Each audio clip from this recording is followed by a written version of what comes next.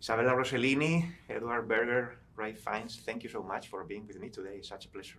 Thank you. Thank you. So, a conclave is such a secret, right?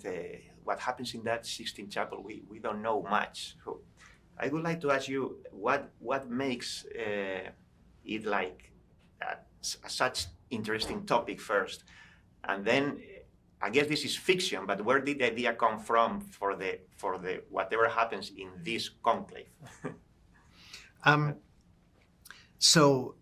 First of all, it's a secret election, and that makes it interesting. You know, it's sort of behind closed doors.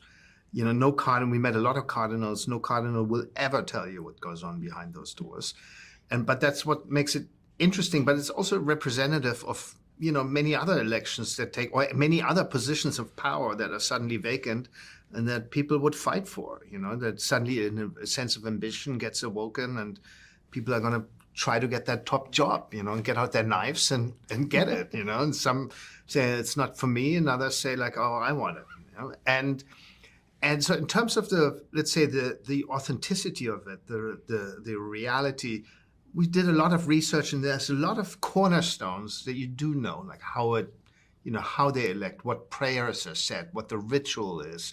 We had a wonderful advisor, a religion teacher called Francesco, who was with us every day and who helped guide us through this process, and who kept saying, this is what would happen now. And sometimes we had a question as, how would they do this? And he said, I think this way. I don't know 100%. And that's when you have to take the leap and say, we're telling a story. It's a movie. We want to tell a story that gives insight into this world, but also insight into the world of these characters. And let us invite you into this story, and we're creating a reality for these 2 hours, and hopefully it's as close to the truth as possible. I was very curious, Isabella, about your character, because before I see the movie, I say, what is gonna do like a woman in a conclave?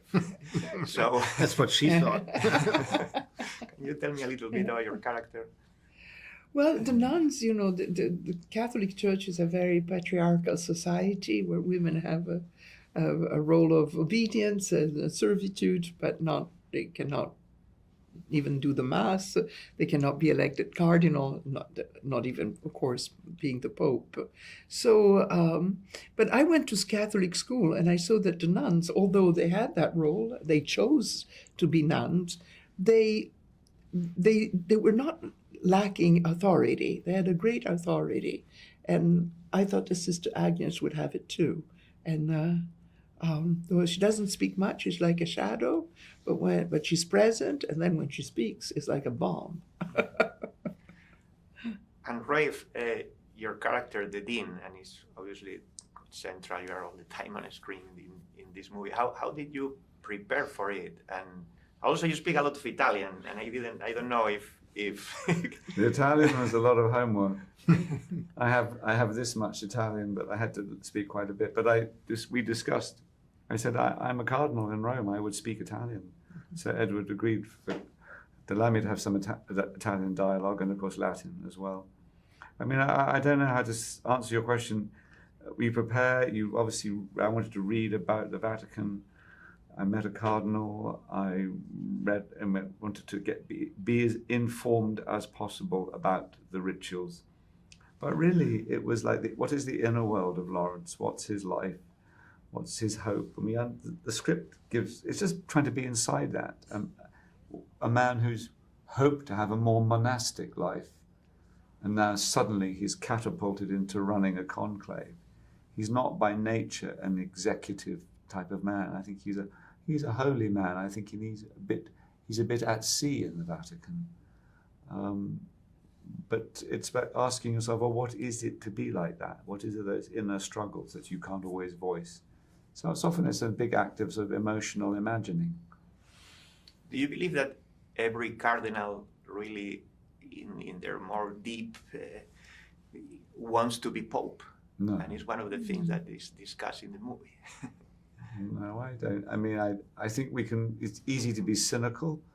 I'm sure there are cardinals who have invested in the power structures of the church. Other cardinals who got there because they are devout.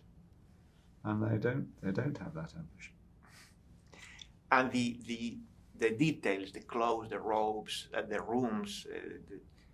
I'm curious, where did you film, and how was the process to recreate that space, the inside of the Vatican? Well, obviously, we can't film within the Vatican walls. We can't film within the Sistine or in the Sistine Chapel. So we knew we had to build the Sistine Chapel. We filmed it in Cinecittà, in a wonderful studio outside of Rome, where you feel, all the greats of Italian cinema or world cinema walking around still in the walls. It's very inspiring to be there.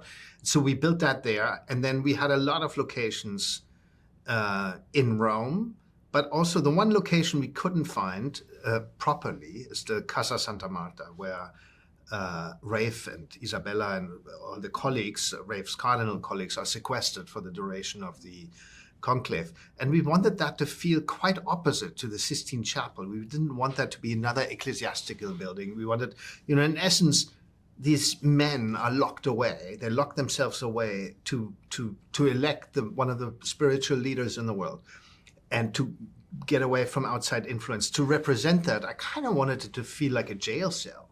Rafe's room is almost like a monastic cell.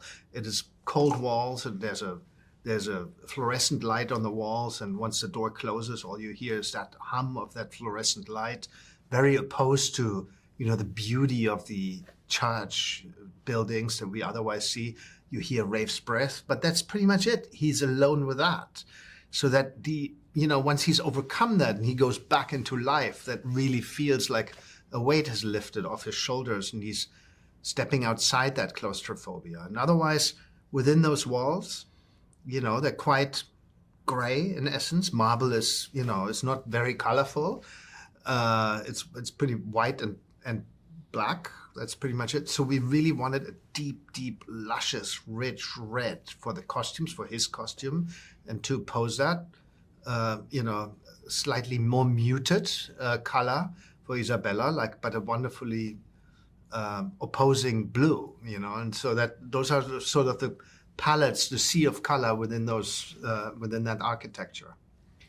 Was there any involvement of the church during the process, any feedback? And then later, now that the movie is out, it was already in Toronto and it's out now in October 25th here in the US, but any reaction from anyone in the church that you have heard? Well, the church is vast, the Catholic Church is vast, so there are going to be many different opinions. And our collaboration went as far as that we spoke to Rafe met a cardinal, I met a cardinal, Robert Harris, the author of the novel, had met a lot of cardinals to do his research. We had a, wonderful religion teacher, Francesco, who was our advisor during the proceedings, during the shooting, and who told us about all the ins and outs and made it as true to reality as possible.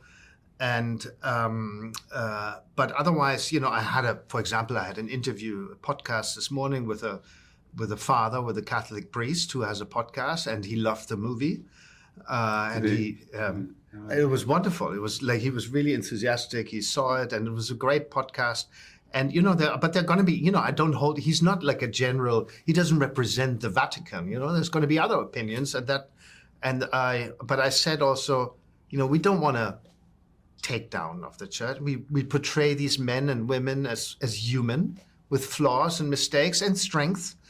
And ideally, even if you disagree with an element, I just like and that's part of the film, what the film says.